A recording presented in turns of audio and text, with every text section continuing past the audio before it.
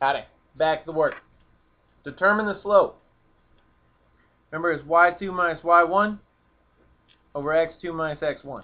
We'll have some special cases, but we'll work through those. Let's zoom it on in. Excellent. So, this first one, I'm going to use these as my first points. I have 3 minus 0, 3 minus 0, over 5 minus 2. This gives me a slope of 3 over 3, or 1. You can write it as a fraction if you wish.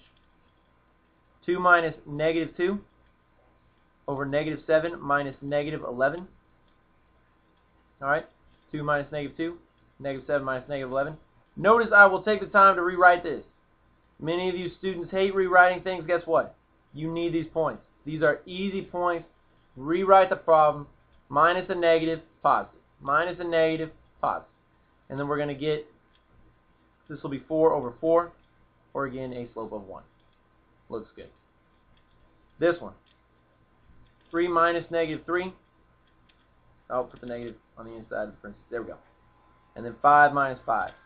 This gives me 3 plus 3 over 5 minus 5, or 6 over 0. Because I'm dividing by 0, it's going to be an undefined slope.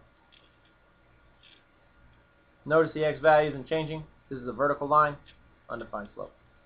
Next problem, I've got 5 minus 5 over 3 minus negative 9. Coach Murdoch, do I have to rewrite the entire problem even if there's only one of them? Absolutely, I would. 5 minus 5 over 3 plus 9. There we go. 0 over 12. Answer is 0. You have $0 and 12 people split it, everybody gets $0. So undefined, 0 on the bottom. Answer 0, 0 is on the top. Find the slope. You've got your handy points. I'm just going to count it off. We went up 1, 2, 3, 4, 5. So we went up 5. We went over 1, 2, 3, 4, 5. Over 5. This means our slope is 1. This one, we went up 1. We went over 2. Again, you could calculate these by hand. This is, what is that, negative 3 over there. And this is 2, 2 over here. So we could say 2 minus negative 3 over 2 minus negative 3.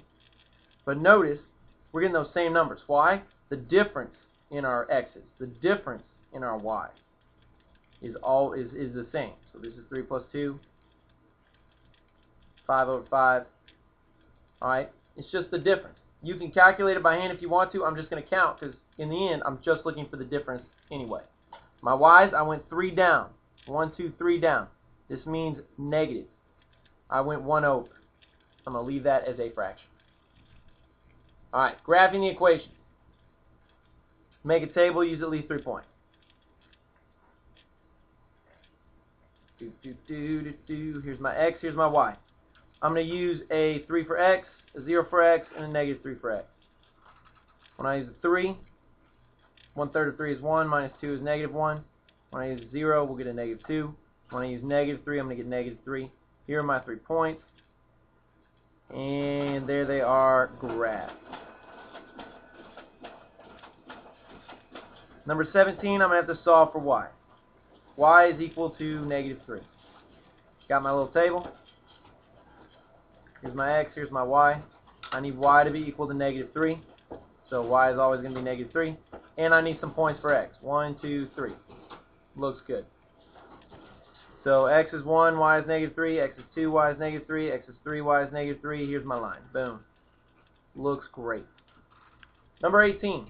Pull that 1 from both sides. X is equal to negative 4. Coach Murdoch, how do I make a table where x is equal to negative 4? Check this out. Here's x, here's y. Here's x equal to negative 4. Here's some other points. Y is 1, y is 2, y is... Let's go 3. Let's get crazy. So x is negative 4, y is 1, y is 2, y is 3. Oh, check that out. Boom. Line. That's how it works. That's how it works. A lot of you are going to try to make this a lot more complicated than it really is. If y is equal to a number, set y equal to a number. Well, Coach Murdoch, there's no x. That's fine. X can be anything you want. Creativity. You get to put it in on your own. Find me some of those points. 19 and 20. Solving for y. Pull that 2x from both sides. Negative 4y is equal to negative 2x plus 4. Divide all sides by -4. You'll get y is equal to positive 1 over 2x minus 1. Make sure we take those individually. Solve for z. Let's subtract that 5j from both sides.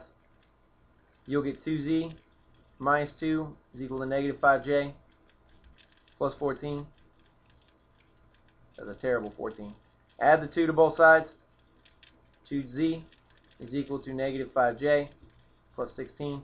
Divide both sides by 2. Box the answer.